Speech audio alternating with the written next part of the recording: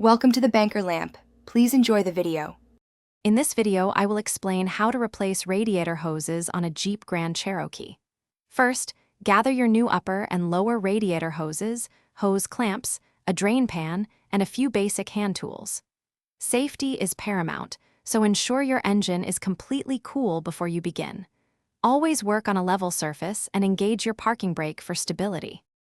Now, position a large drain pan beneath your radiator's drain cock, typically located on the bottom passenger side.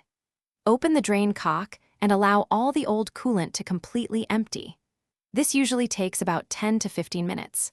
Once drained, use a screwdriver or pliers to loosen the clamps on the old upper and lower hoses, then carefully remove them. Before installing the new hoses, clean the connection points on the radiator and engine thoroughly. Slide the new clamps onto the new hoses, then firmly attach the hoses to their respective fittings.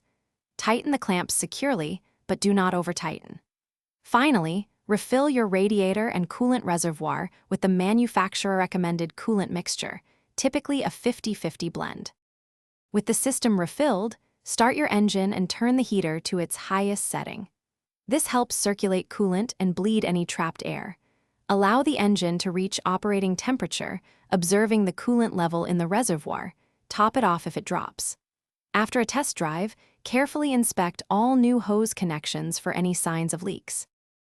Thanks for watching. If this was helpful, leave a like and consider subscribing. See you next time.